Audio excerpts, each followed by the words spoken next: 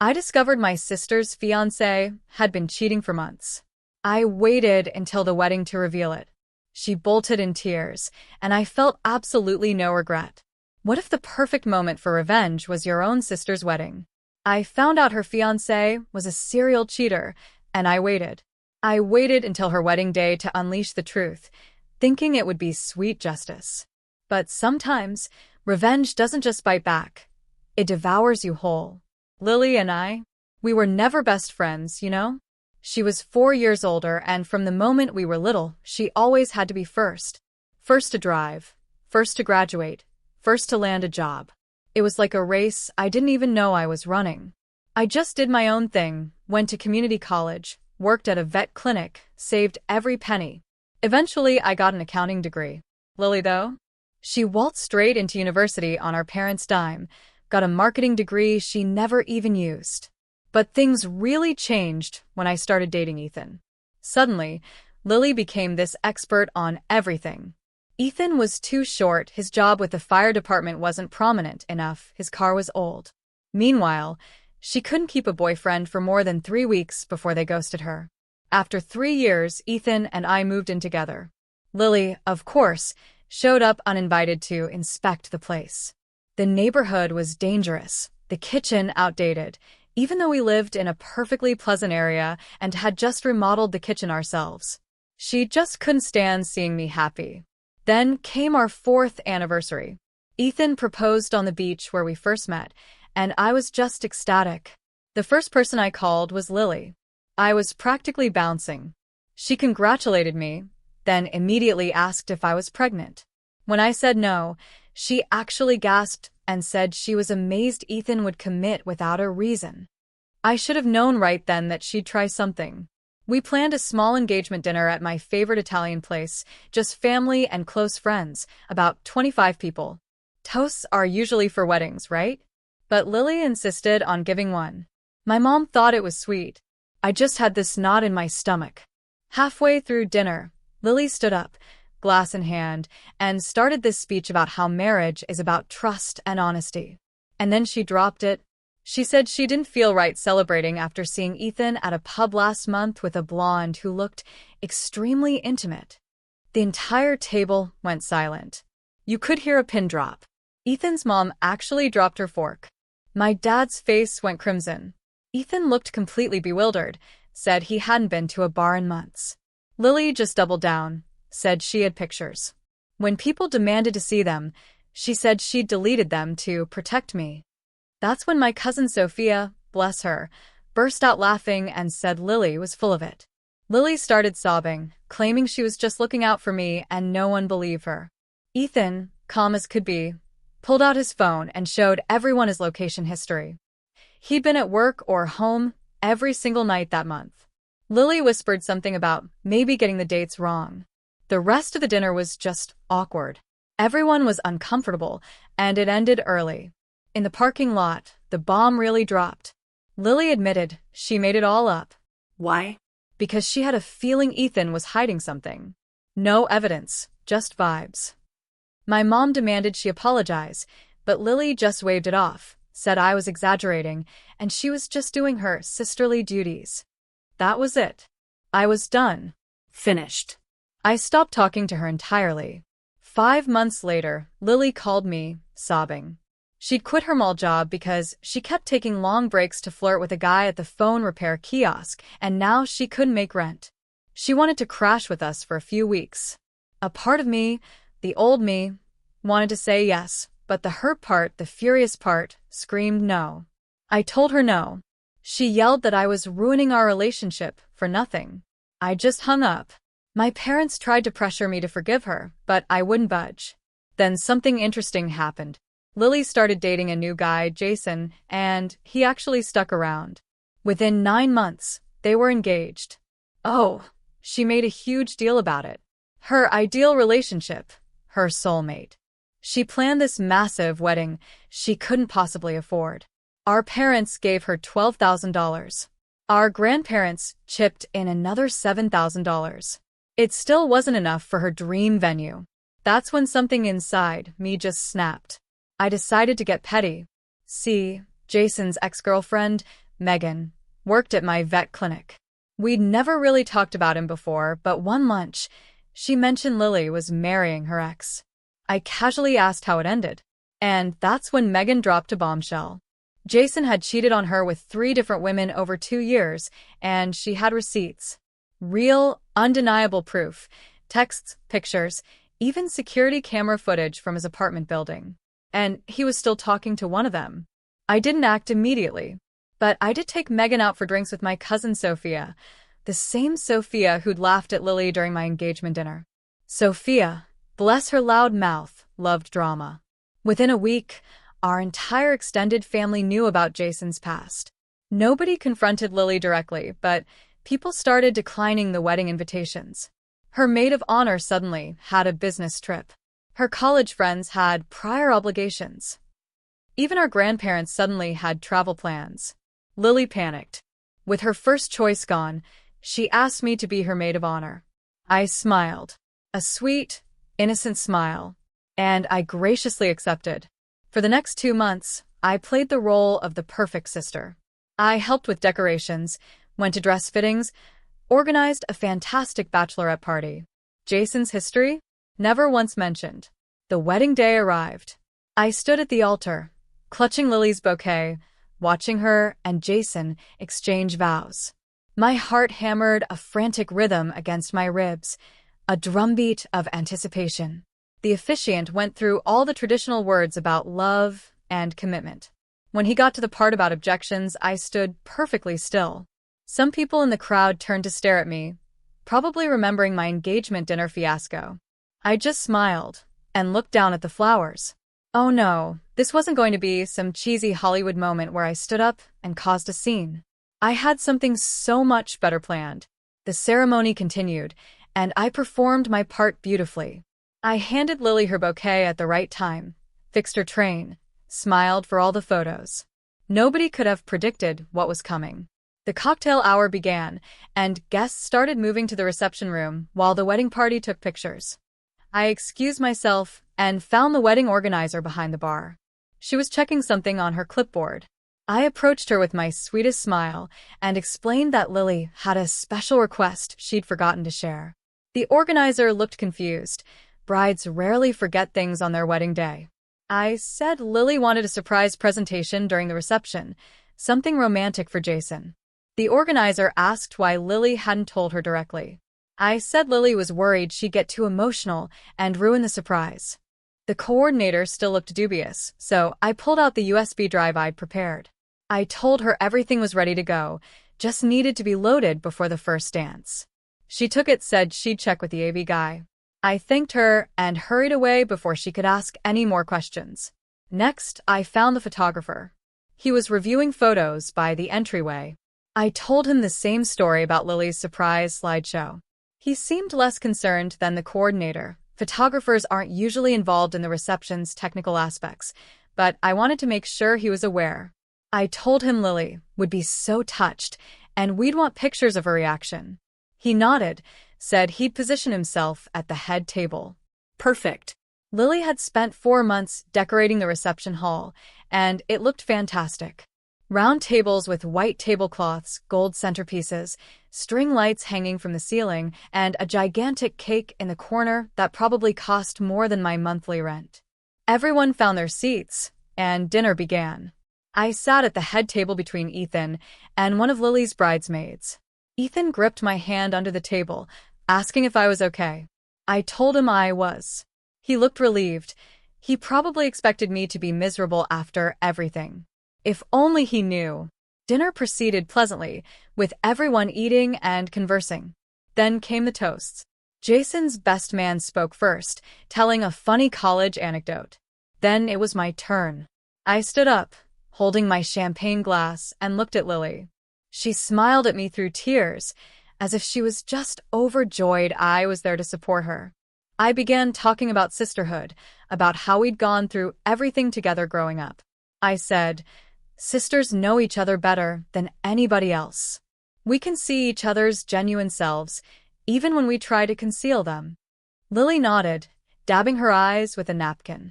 I talked about trust and honesty in marriage. how crucial it is to truly understand the person you're marrying. The irony wasn't lost on me, but no one else saw it. I raised my glass, and everyone cheered. Lily sprang up and hugged me tightly, whispering, "Thank you," into my ear. I hugged her back and sat down. Ethan leaned over and said, "That was a beautiful speech." He asked if I was all right, said I seemed tense. I told him I was just bored of wedding preparations. He gripped my hand and told me we could leave early if I wanted. I shook my head and told him I wanted to stay for at least the first dance.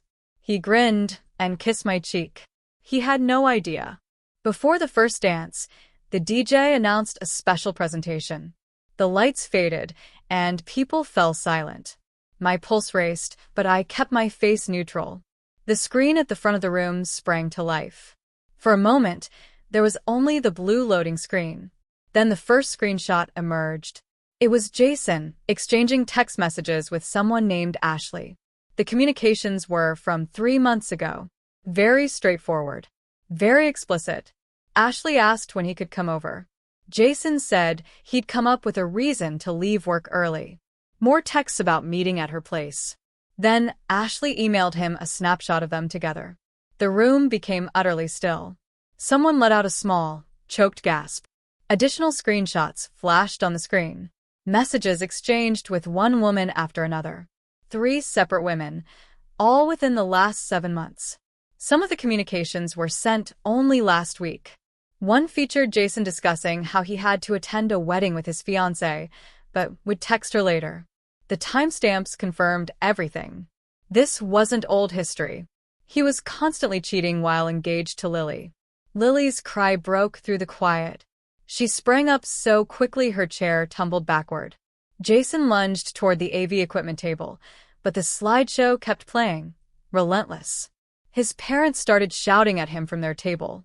Lily's bridesmaids encircled her, but she dropped into them, crying so hard her entire body trembled.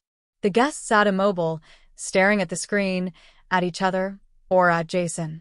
Some people had their phones out, recording. The slideshow eventually finished, but the harm was done. Everyone in that room had seen everything. My father figured it out first.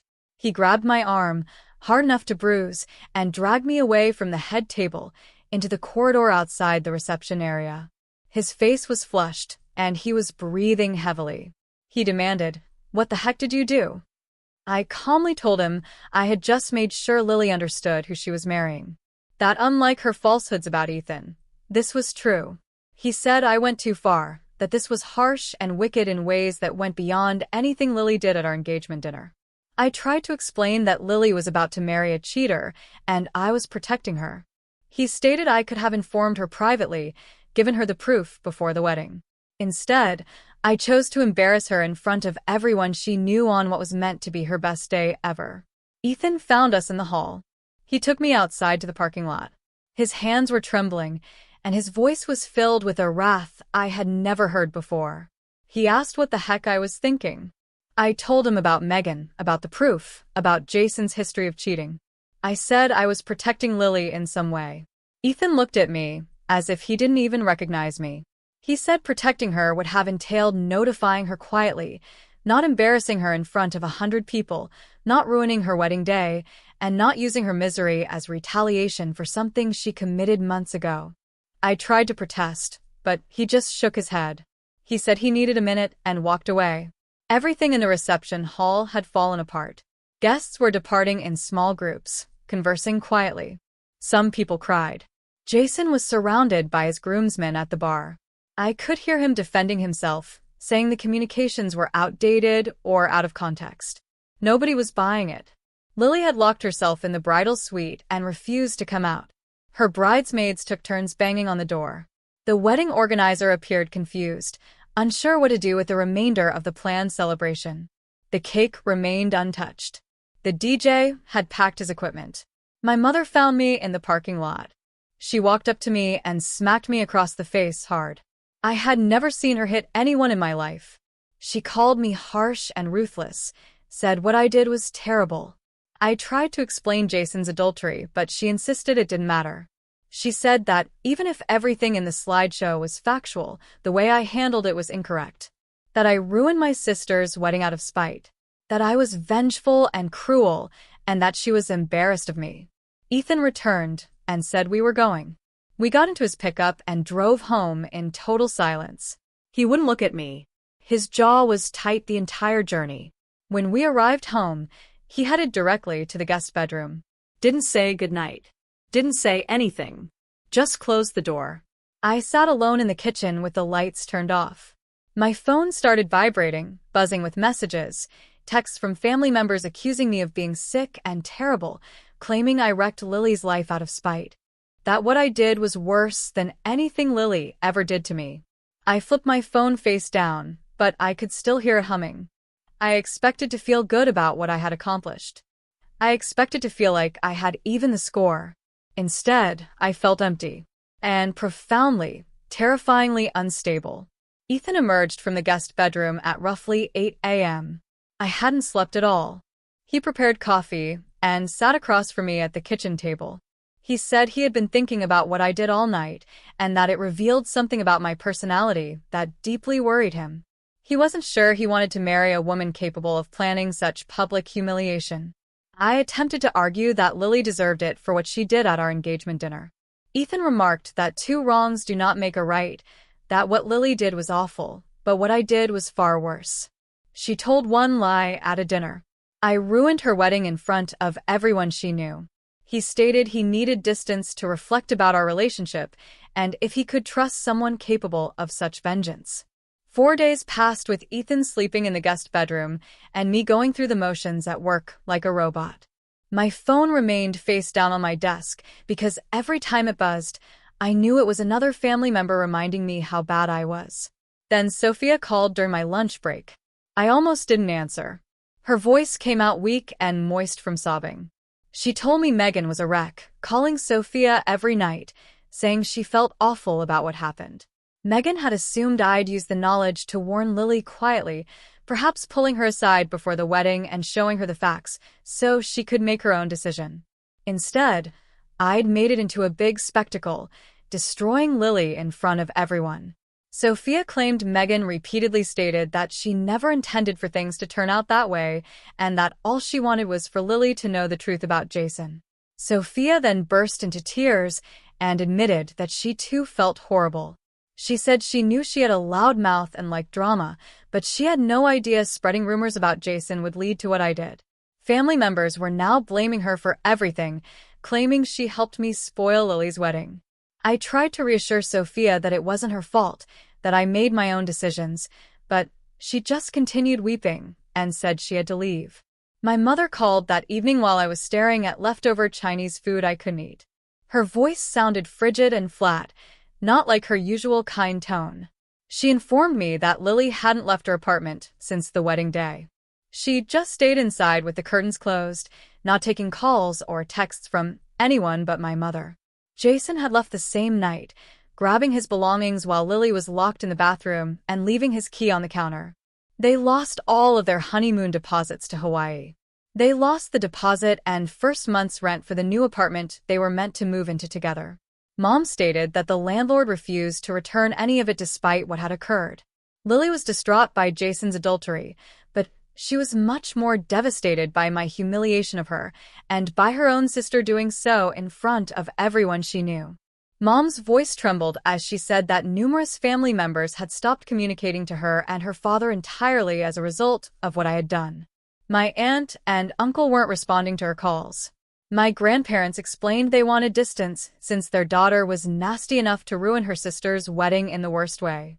I attempted to explain how Jason was a cheater, but Mom cut me off. She said it didn't matter what Jason did. What I did was worse. Then she hung up. Ethan's mother called 3 days later. When I saw her name on my phone, my stomach dropped because Ethan's mother was always pleasant to me, friendly, and caring. Her voice was kind as she began speaking, which made matters worse. She stated she understood how I was upset by what Lily did at our engagement dinner, that what Lily said was inappropriate, terrible, and should not have happened. But my reaction was far out of proportion. It was vicious in a manner that terrified her. She said Ethan had been staying with his friend, Zachary, and calling her every night, discussing whether I was the person he thought I was, whether someone capable of plotting such calculated revenge would be a good long-term partner, and whether he could trust me not to do something like that again if we had a fight or disagreement. Her remarks resonated differently than my mother's smack or my father's cold fury. She didn't shout or reprimand me. She was truly concerned that her son might marry someone capable of what I did. When I tried to justify myself, she simply stated she hoped I would reflect on my actions and what they said about my character. Then she stated she loved me, but understood why Ethan wanted space. The call ended, and I sat on the kitchen floor for an hour, weeping. That call, it broke me. 3 weeks after the wedding, my father left me a voicemail. I listened to it 3 times, trying to grasp his flat, factual tone. He stated that Lily had such a severe panic attack that her mother had to take her to the emergency room. Her heart was racing. She couldn't breathe. She believed she was dying. The doctor diagnosed anxiety and sent her home with medicine. She was now taking anti-anxiety and antidepressant medications and visiting a therapist twice a week. According to Dad, the therapist informed them that the public humiliation sparked something deeper in Lily, something related to her lifelong desire for outside acceptance and affirmation. The way I revealed her and Jason's connection in front of everyone hurt her in an already wounded place. I didn't simply wreck her wedding. I genuinely harmed her mental health in ways that would take months, or perhaps years, to repair. Dad's voice remained cold and factual throughout the speech. No passion or wrath, simply information provided, as if it were a weather report. This felt worse than if he had screamed. The voicemail concluded with him stating he had to leave, and the beep rang in my ear. Ethan arrived home on a Tuesday afternoon when I was meant to be at work. I'd called in sick because I couldn't stop weeping, and my boss advised me to take a few days off. I heard his pickup in the driveway and assumed he was returning, that we'd chat and work things out. Instead, he stepped in with an empty duffel bag and went directly to our bedroom. He began collecting things from his drawers and packed them carefully. Despite my knowledge, I followed him and asked what he was doing. He said that he would be living with Zachary for a time to think things out. He needed to consider whether he could marry someone who did the same thing I did. He continued to fold shirts and roll socks while he chatted. He said he kept thinking about our future children, whether I'd use the same techniques in later disputes, if I'd teach our children that vengeance was okay when someone wounded you, and whether he could trust me not to turn that calculating cruelty on him someday if things between us were bad. I begged him to remain, to sit down and talk things out. I reached for his arm, but he jerked away. He claimed he couldn't look at me right now without being disappointed. The word disappointed impacted me more than if he had stated he was furious or upset. He shut the suitcase, took his amenities from the bathroom, and went out. His vehicle started and moved away, leaving me standing in our bedroom, surrounded by his half-empty drawers. I began phoning family members, attempting to explain my side. I called my aunt, who had always been kind to me growing up. She responded, but her voice was icy. I attempted to tell her about Jason's cheating, about all of Megan's proof, and about Lily's plans to marry someone who would undoubtedly cheat on her.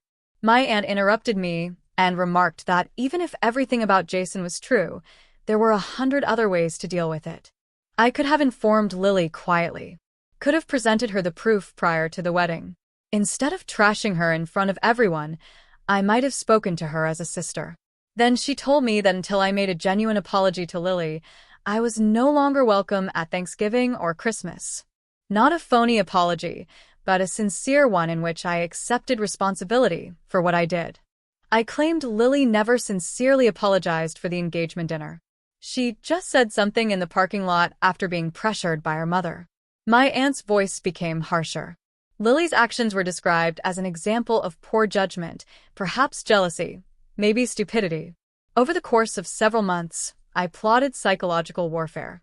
Those were her exact words, psychological warfare. Then she hung up. I called my uncle, but he didn't answer. I called my cousin, and she directed me to voicemail. I called my grandmother, and she answered but said she couldn't talk to me right now because she was too angry.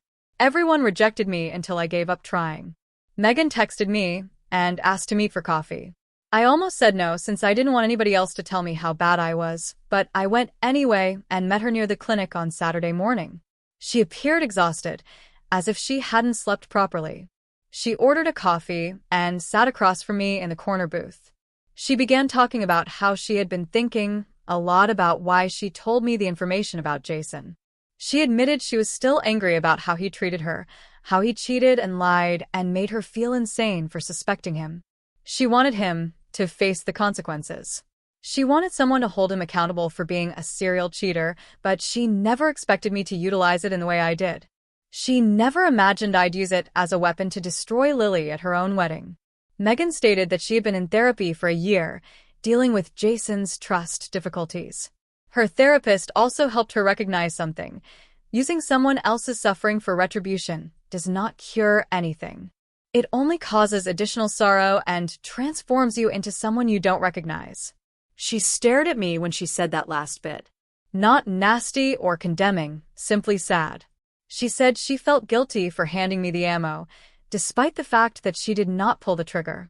We sat there for a long time without talking, just drinking coffee and watching people pass by outside. When we departed, she hugged me and expressed her hope that I would work things out. I went home and couldn't stop thinking about what she had said. I forced myself to seriously consider what I did and why. Sat down at the kitchen table with a notebook and wrote everything down. The engagement supper, the humiliation, the outrage I felt when Lily lied about Ethan, how I wished she had hurt me the way she did. But when I looked at what had transpired, embarrassing Lily did not make me feel any better. It didn't mend the engagement meal or undo what she did. If anything, I felt worse now that Ethan was gone. My whole family despised me, and Lily was on medicine for anxiety and depression.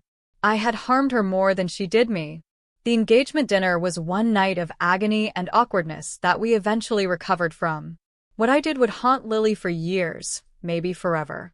Everyone at the wedding would remember her as the bride whose sister revealed her husband as a cheater during the reception. I took something from her that she would never get back. I sat there writing and weeping, realizing that I had become worse than the person I was angry with. I spent the next several days composing a letter to Lily. I threw away 7 drafts before getting it right. There were no excuses for Jason being a cheater. No bringing up the engagement meal or attempting to excuse my actions. Simply accepting full responsibility for my conduct and admitting that what I did was harsh and wrong. I shipped it to her apartment and didn't anticipate any answer. 3 months went by. Ethan stayed with Zachary, and we periodically texted about practical matters like bills and mail. My family remained distant. Work became my sole routine. Then Lily texted me saying she had received my letter and wanted to meet. We chose a coffee shop midway between our destinations, a neutral location where neither of us had any recollections. I arrived early and watched her walk in. She appeared smaller, exhausted, and strangely more substantial than before. We sat down and were silent for a minute. Then Lily began talking. She said that she was envious of my connection with Ethan. Had been for years, jealous that I appeared to have my life together while she struggled. The engagement meal was the result of envy combined with a strange protective impulse that even she couldn't understand. She'd spent years feeling like she was competing with me because of her own issues with having to be first, needing to be better, and requiring external affirmation that she was valuable. The therapist assisted her in recognizing this tendency. I told her that I let my rage transform me into someone worse than the person I was angry at, that I truly apologized for the public humiliation, the panic episodes, the medicine, and everything that followed. We spoke for 2 hours, really chatted. Not just about the surface. It was uncomfortable, and we both sobbed, but it was honest in a manner we'd never experienced with each other. When we departed, we didn't embrace or make arrangements to meet up again. We just admitted that we had both made mistakes in separate ways and would have to live with the consequences. I showed Ethan the letter I'd written to Lily. I sent him a photo of it along with a long text stating that I'd begun seeing a therapist to find out why I believed retribution was appropriate and why I allowed anger to take precedence over anything else. I asked whether he would be willing to attempt couples counseling. He did not react for 3 days. Then he texted stating he'd attempt counseling, but making no guarantees. We hired a counselor who specializes in relationship difficulties and began meeting once a week. The sessions were harsh. Ethan forced me to recognize how my behaviors demonstrated a penchant for brutality that clearly worried him. The counselor pressed me on my anger, sense of justice, and readiness to punish someone who had wronged me, forcing me to examine patterns in my life in which I had carried grudges or cut people off entirely rather than working through disagreement. Ethan discussed trust and if he could establish a life with someone who would take deliberate retribution on him eventually. I had to sit there and listen, accepting that I had harmed something that might never fully recover. Over the following several months, I attempted to demonstrate by my actions that I could manage disagreement differently, that I could choose to talk things out rather than get even, and that I could be someone worthy of trust again. It was slow and difficult, and some days Ethan looked at me as if he was still unsure whether he wanted to stay. Nonetheless, we continued to attend counseling sessions and attempt. Thanksgiving at my parents' place seemed like going through a minefield where everyone was aware of the dangers, yet pretended they did not exist. My aunt, who had uninvited me for Christmas, arrived but sat at the other end of the table without looking at me once during the dinner. My uncle made light chat about the weather and football scores, but he avoided anything that might lead to a serious topic. My mother carefully set the table, ensuring that I sat between Ethan and my father, most likely to avoid awkward seating situations. She asked whether I needed additional filling or another role in the same courteous, detached voice she had used with a stranger. My father tried harder, asking about work and how the apartment was, but even his inquiries seemed prepared, as if he'd researched what safe topics to bring up. Lily wasn't present. Nobody asked any follow-up questions when my mother indicated that she would be spending the holiday with friends. The vacant chair where she typically sat seemed louder than any talk at the table. My cousin, who had helped me spread the Jason rumor, arrived late and departed early, hardly making eye contact. Half of the regular audience was absent, and those who did attend spent the most of the evening looking uncomfortable. Dessert happened quickly, with folks making excuses about early starts or lengthy rides home. Ethan and I left before anyone mentioned watching football or playing cards like we used to. In the car, he asked whether I was okay, and I assured him I was okay, which we both knew was false. The fact was, I expected some people to remain angry, but seeing it happen, having my own family treat me like a polite stranger, brought it home in a way I hadn't anticipated.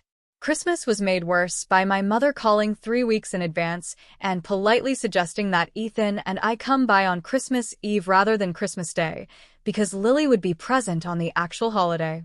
She framed it as if she were giving me an option, but we both understood what she was saying. I informed her that Christmas Eve was okay. After I hung up, Ethan gripped my hand and whispered, "At least we'll have Christmas morning to ourselves." We arrived on Christmas Eve with gifts and handmade cookies that I had stress-baked the night before. My parents' house was adorned the same way it had been every year, yet something seemed different. My father hugged me at the door and hung on a bit too long, as if he was trying to make up for something. We gathered in the living room, unwrapping presents, and my mother gave me a scarf she had knitted and a gift card to a bookshop I enjoyed. Safe, tasteful presents that did not need much talk. I gave them a framed photo of myself and Ethan from a hiking trip we took in the autumn, and my mother displayed it on a side table rather than on the mantel with the other family photographs. We stayed for precisely 2 hours before making excuses about needing to get home to feed the cat. My mother accompanied us to the door and hugged me. For a brief moment, I thought she was going to say something serious, but she just drew back and urged me to drive safely. On the way home, I sobbed for the first time since the wedding. Not because anyone was unkind, but because my mother's cautious politeness stung more than I expected. Ethan returned after New Year's, but our relationship had changed. He left his belongings half-packed in boxes in the guest room closet, as if he wasn't quite committed to remaining. We went to counseling every week, and he gradually began opening one box at a time. But there were times when I caught him looking at me with a distrustful expression, as if he was waiting to see whether I'd do anything nasty again. We had a dispute in March when I got upset with a coworker for claiming credit for my project presentation. And I complained to Ethan about wanting to send the email chain to our employer to verify it was my work. He became quiet and asked whether I intended to disgrace her publicly, or if I could simply talk to her personally. The question hit like a blow because I understood what he was truly asking. I ended up talking to the coworker in private, and we worked things out, and Ethan relaxed a little thereafter, but I knew he was watching, waiting to see who I was when I became enraged. The wedding revealed something about me that terrified him. And now I had to demonstrate, via 1,000 tiny decisions, that I could handle dispute without being harsh. I saw Lily at a family barbecue in June, 9 months after the wedding. My mother had told me she would be there and asked whether I could take it. I said yes. Lily arrived with a guy I didn't recognize. She was dating someone fresh. He appeared regular, nice, and nothing like Jason.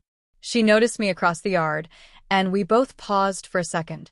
Then she walked over. We remained there awkwardly until she greeted me and asked how I was. I answered I was okay and asked how she was. She stated she was feeling better and that treatment was helping. We spoke for approximately 7 minutes about trivial matters, her new work at a marketing business, and my promotion at the clinic. Nothing profound, nothing about the wedding, the engagement dinner, or the years of rivalry and cutting insults. Just two former sisters having a talk with someone they hardly know. Her new boyfriend came over and introduced us, and he appeared pleasant, truly kind, which made me hopeful that she had met someone decent. When they departed, she said it was nice to see me, and I responded the same, and we both meant it in the most subtle manner conceivable. Ethan subsequently asked whether I was okay, and I told him the truth. It was strange but manageable. Lily and I would definitely never be close, but we could be in the same room without everything erupting. He nodded and continued. That was probably the best outcome I could hope for, given everything that happened. I could see he was correct. Some things you shatter are irreversibly damaged. Have you ever been pushed to a point where you considered extreme measures? Or maybe you've been on the receiving end of someone else's revenge. I'd really love to hear your thoughts on this, and what you would have done differently.